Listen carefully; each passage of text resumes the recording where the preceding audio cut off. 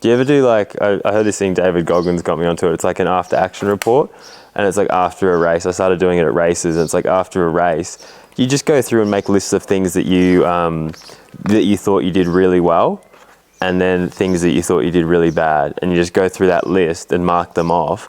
And then it's like, okay, you know what you're doing right and you know what you're doing wrong, and you can see it. And I felt like something like that in a race weekend, if you don't do what you expect, it's like analyze it, like dissect it, take it apart, and then you know, it's like, all right, well, what went well, what didn't, it's what like, I need to work on. Yeah, it's like I was stressed because I didn't have enough food packed, or I got a flat tire because I wasn't running the right prep. Like, it's like you can really just fine tune your results and your racing, and like, but you can do that with anything. It's not just racing, but it's like you think about how often everyone does their suspension settings and they fine tune their suspension to be perfect, but then they don't fine tune themselves to be perfect. Fooding and preparation. Yeah.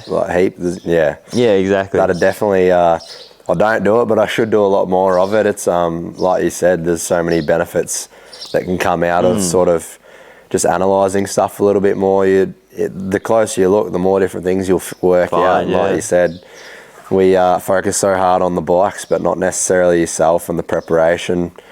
On a race weekend more so, obviously, there's a lot of mental stuff that can unscramble a lot of people, but just keeping on top of stuff and your food and your eating and everything is you seem pretty chill with your mental game. Have you always been like that? Like, you seem pretty, I would say, like, obviously focused, but just more chilled, like relaxed with it. Has that always been the case? Yeah, I reckon. I like to stay chill like that. I don't like putting pressure on myself. I like riding bikes because I like riding bikes, and that's sort of it.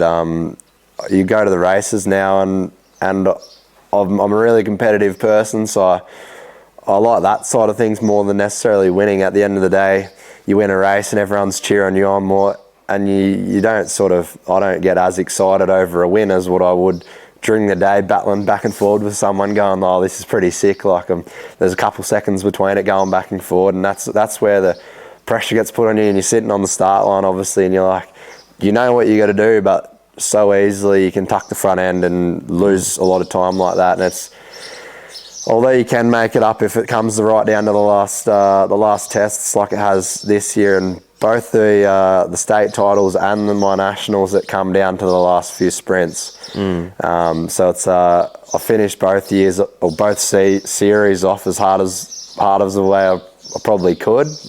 But at the end of the day, looking back, it was made the days that much more exciting and memorable. Because you were tested. Yeah, 100%. You were pushed and tested, yeah. There's so many people that have come up since the race and gone, I don't know how you could deal with it. Like, there's a couple seconds going into it. It's the whole year going into this final result, and obviously you had to hold it together, and it's so easy to tuck the front or just spin up, and there's seconds like just clicking away as easy as that.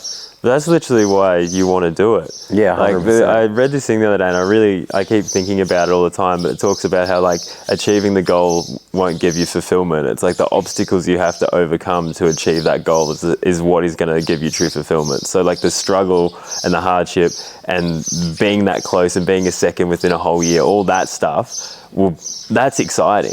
Like, if you went to the first race and won by, like, just say stupid amount, like an hour or something, and you're like, oh, I can just maintain this for the rest of the year, it'd be a boring year. Yeah. Like, if you were that far ahead going in, like, it doesn't make it exciting. When it's exciting and when it tests you and pushes you and you kind of go, okay, what's inside? What am I made of? Is when it has those real small, minute gaps that you're like, all right, well, I need to show up now. Yeah. And then if you do show up and nail it, like you said, it's enjoyable. Oh, because you get in that, like, kind of flow state, you're riding at your best ability. It's like, you have to go now. Yeah. And it's like, I don't think you can get that without being in a competition or having people push you. Yeah, 100%. That's why it's so much more addictive than just riding up in the bush, for instance. Like I said, I'm super competitive, and as much as riding up there on the track and cruising around is fun, I'm always had a bit of competition. If I'm riding up there on my own, I want someone out on the stopwatch so I can sort of battle against myself, because you don't want to ever be going backwards. So you want to make sure,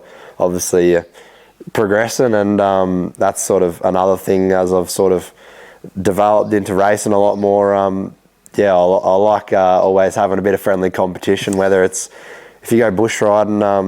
Milner's obviously really good for it over Christmas. We go for a trail ride and we'll pop into a track and we'll do a push-up challenge. Every time you put your foot down, that's a push-up. Yeah. So it's stuff like that where, although you're not necessarily versing each other, there's always a bit of competition there, and gives you something to obviously work on and get better at that sort of stuff.